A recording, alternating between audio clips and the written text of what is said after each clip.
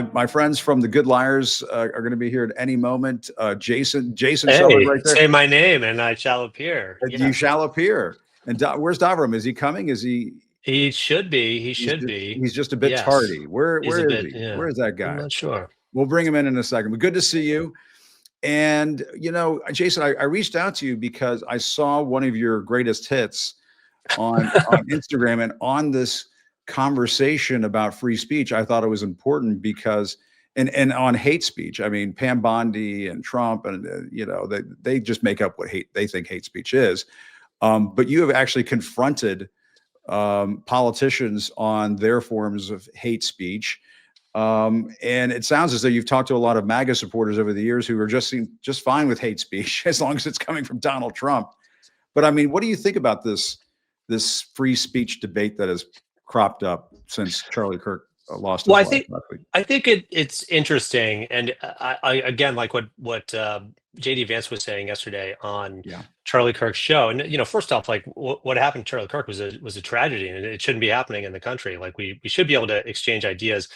And I certainly didn't agree with most of everything that Charlie Kirk had to say, but that just shouldn't be taking place in the country. But to say it's a problem only from the left is simply not true. I mean, there's a list of crimes that have been committed against Democrats by people who identified as Republicans. So I think it's very odd to say it's only coming from the left, because just from going to Trump rallies, like some of the rhetoric that we hear at Trump rallies, like some of the videos we don't even post because it's so bad. A lot of people are like calling for acts of violence and calling for public hangings and things like that. So I think it's a really scary time, and I do worry, like the representative was saying, that this will be used as a way to actually limit free speech and to slide further towards authoritarianism. Yeah, and you confronted I was a politician in North Carolina, I believe, Michelle Morrow, running for superintendent of public instruction in North Carolina, and she was saying all kinds of crazy stuff about the Obamas or something like that. Is that right? I think we have that video. We should play that clip, and then let's talk about the other side, because to me, I mean, isn't this hate speech? Let's watch it. Really a fan of all the work that you've done. Oh, thank you. I was wondering if I could grab your autograph. Oh, you're so kind. Yeah. Really appreciate it. Thank you. Yeah, sure. Do you mind signing this? No. This is one of your tweets. It said, Obama did it, Hillary did it, Schiff did it, Comey did it, Holder did it. And then it says death to traitors on there. And I thought that was a great tweet. Do you mind signing it for me? Sorry, yeah, I do mind signing it for you. Oh, would you mind nice to meet you. Well, why won't you sign it? This is your tweet, right? Will you sign this other one where you said... Exactly. Will you sign this other one about killing Obama on pay-per-view? The event's over. Event's over here. Will you sign the tweet where you said a firing squad for Obama, a pay-per-view death? Michelle, will you sign it? All right, well, she tweeted it, that she wanted Obama to be killed by a firing squad on pay-per-view, but she wouldn't sign the tweet, so. Yeah, I mean, Jason, I mean, this is something that has been going on the far right for some time. I mean, it's kind of amazing that all of a sudden Pam Bondi and some of these people want to have this discussion about hate speech. I mean, they sort of like turned hate speech into a cottage industry when Obama was president. And what did you make of that little exchange you had there? Well, it was interesting because those, and here's DeVrom. Here's DeVrom. Hey, DeVrom. Everyone. How can we just have one good liar when we have both? Honestly, that's how it should be. That's right. That's right. Glad to be here. Well, those tweets were from. Oh, there he goes. Those tweets were from. He's back. Is it something we said? We just started. He has to make an entrance, and he'll do it once or twice. Right. Well, I love a big entrance. I'll make a few of them coming. Like the hokey pokey. Anyway. Yeah, that's right. So those tweets were from, I think, 2020, 2021, where she was tweeting this about Obama and saying death to traitors and things like that. And what was interesting is she was running to be in charge of the public schools and the education in North Carolina. And by the way, she almost won. She lost by a percentage point, I believe. So she wrote these tweets, and then when confronted with them, asked for an autograph. she said she wouldn't do it, which I thought was a little interesting. Like everyone on the right is like, you gotta stand up for what you believe in, and a lot of people like haven't even backed off from some of the things they said in the past. Donald Trump certainly hasn't. No, So exactly. she didn't embrace it. I guess she didn't go full MAGA. She didn't embrace that. Maybe she would have done better. I hate to say, I don't know, but she ran away, and not only did she run away, she ran away to the wrong place 2 times, and then finally she had 4 options. One was the Is that door why she you came kept out of. having opportunities to talk to her? Yes, Because she kept going the wrong way. There were 4 doors there. She came in one door. She tried to get away another door. Then she had 2 options. She chose wrong again. Then finally, the last option, she made it to her own event, an event for her that she didn't know where it was. So Good Lord. Well, you can't blame her for trying, but the interesting part about, and Devon, we should talk about some of your stuff too, because you both have made a point of going to Trump rallies and talking. I always think it's interesting to talk to the people at the Trump rallies. I've done this myself, and just listen to what they have to say. You don't have to really lead the witness too much here. You can just listen to them. And That's I think we have a couple of examples of when you guys have just heard them say the most extreme things, and we should listen. Let's listen to this. Would you like in your key job, young man? I like to be free. I like to have our country back. I want to see some hangings. I want to see Gitmo reopened. Holy fucking shit. Holy fucking shit, indeed. Yeah, that was the only thing that came to mind in the moment, but I think it's pretty appropriate. do you want to Not address the exactly what I costume? expected to say. So Jerome? yeah, I should set the table there a little Were you bit. Santa? Is that okay? I was Q Santa. Christmas was coming up, and Q, we were in the time where Q was dropping, new drops, and that was the most exciting thing to certain people. And so we just went down the line and talked to people while I was in the Santa costume, and this guy was very excited to sit on my knee and I see have the a Q chat. there. That's Q, right. That's Q right. Kringle, you might say, something along those lines. Oh, that's good. That's good. perfect. We should Man, have you used need to that. hire We you as just a said writer. Q Santa Claus, which does not roll off the tongue at Santa all. Claus. Yeah, I don't know. Santa Claus. Yeah, it's not as doesn't go as well. But the point is that, I mean, for folks who are like, oh, this hate speech, oh, it's just so terrible what we're hearing right now. This has been going on the right for a very long time, ladies and gentlemen. I mean, it's been going on, and as you said, we're not necessarily leading people to it. I mean, we just said, what would you, for instance, for this guy, what would you like to see? And it's oftentimes it's gleefully people are like, let's bring back these aspects of the most awful regimes in history. Let's have public executions and those types of things. Seems like what people have been talking about and aiming for years and years and years. So to hear it's coming from one side, and in our experience, there's just endless video of the opposite. And Jason, I mean, to what do you attribute this? Where do you think this flows from? I mean, I guess maybe I'm asking a leading question now, but it just seems to me that they absorb this from Trump. That's been my experience, my observation. They absorb it from them, other figures of the far right, and a lot of this stuff. Don't you think is the case that you find that they're parroting things that they either heard on Fox or on conservative media or from Trump himself, like some of just almost the exact words that they say. No, exactly. You'll hear people respond, and sometimes they'll even have the same like gestures as Trump when they're talking about what they want to see happen with the country. They do this thing or whatever. Yeah, exactly. So, but we hear a lot of like kind of violent fantasies sometimes. And one day that stuck out was on January 5th, 2021. We heard a lot of people talking about how they wanted to, storm the Capitol, and they wanted there to be, people talking about hanging Mike Pence and all these things. And then, of course, on January 6th, they were saying it. And then we saw the results of that firsthand. And also on January 6th, Rudy Giuliani was out there saying we should have trial by combat in his speech there. So there's a lot of what Donald Trump says. There's like kind of like violent undertones to a lot of it. Like, we're going to take the country back. We're doing this. And you see that coming from his supporters as well, where, we've asked people point blank if they would be happy if he was a dictator or if he was an authoritarian. And they answered yes, that would be totally fine with them. So I do think it does, it does come from Donald Trump, but there is like it's not like Donald Trump is is the guy who's like the head of the snake. You know, he's like the guy who's started this whole movement. But there's like been an ugly thing, I think, in America for a very long time, and the kind of like a fantasy, a violent fantasy that exists here. Yeah.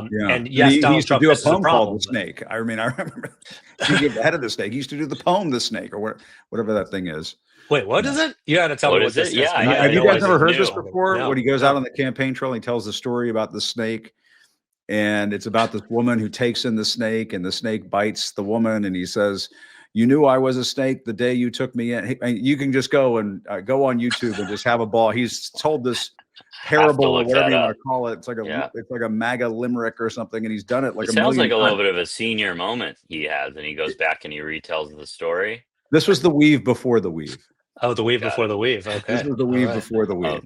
But you were talking about where it comes from, and I didn't think about this until this moment. But Yeah. I realized Donald Trump directed some violence at me personally once, and this Is that right? hasn't come up in the last week or so. I haven't thought about this, but we were filming a movie, and there was a moment where I was supposed to interrupt a Trump rally, and I do, and I'm shouting about Jason, who played a character in the movie, and a guy comes up and basically kind of takes a swing at me during the rally, and Donald Trump stops his speech and says, "I need people like that working for me."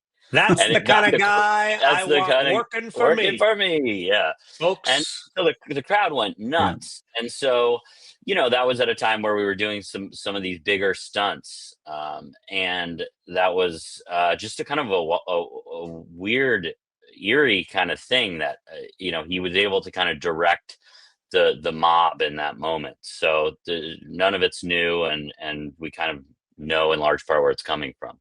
And we have another video, I think, of somebody talking about public hangings or something. Let's see if we can watch Trump becomes watch president, that. what would you like to see him do to Democrats? Escort him to the gallows. Really? You want him to kill his political opponents? I didn't. You asked me what I wanted to see. Right, but you want to see Trump I kill wanna his see political? justice done. Okay. What would they be sent to the gallows for? Treason. Yeah. I mean, Jason, I mean, some of this stuff Not is funny. Not a funny I was going to say video, some of the stuff is funny. Some of it's not. That's yeah. But it's what people say.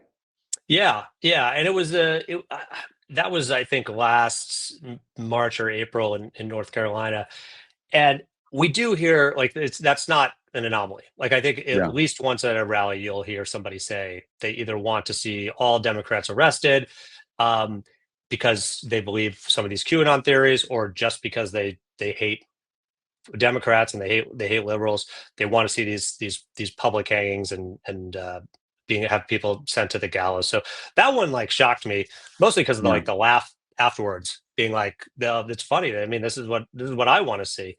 And I'm trying to think back to that gentleman, his backstory. I think he went down like a QAnon rabbit hole and believed that there was like this global cabal of like child sex trafficking going on, and that the Democrats were in charge of that.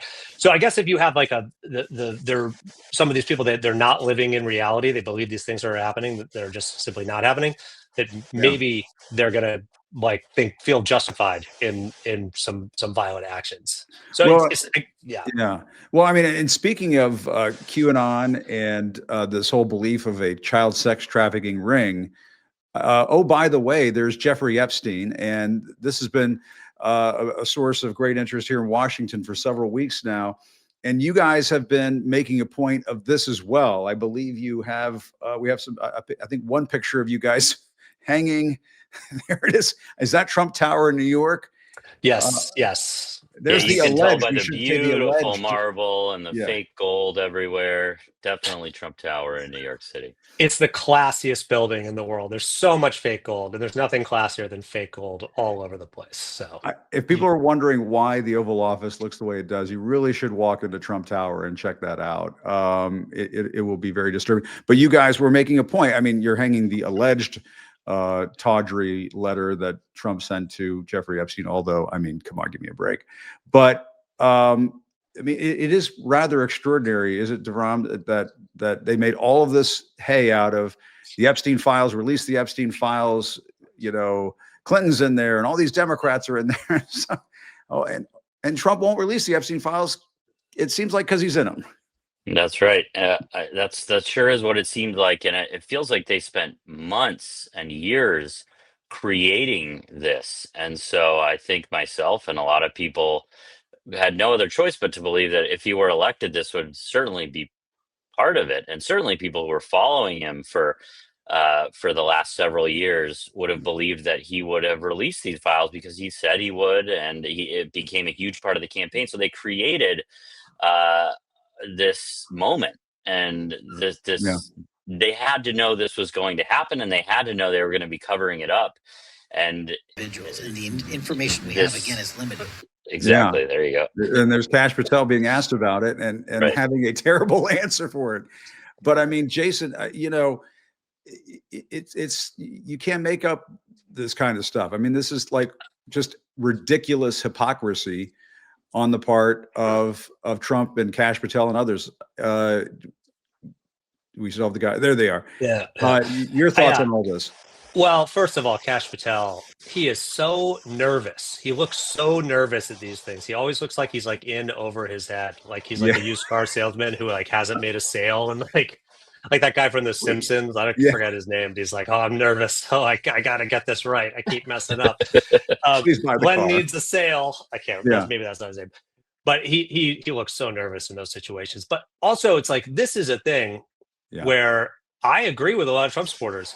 Like, release the files. Like, I want to know it. And a lot of the Trump supporters we've talked to over the years, up until, you know, we've asked them about it, you know, including this year at some events this year, everyone says, release the Epstein files. I want to see that. And we've pressed people being like, Donald Trump is, you know, his name, he flew on the plane. We at least knew that at that point. He's on the flight logs. Right. And a lot of people, to their credit, was like, hey, if he is like, if it's found that he's done some terrible crimes or was involved in this in some way, then I'll stop supporting Donald Trump. That's what some of the people have said.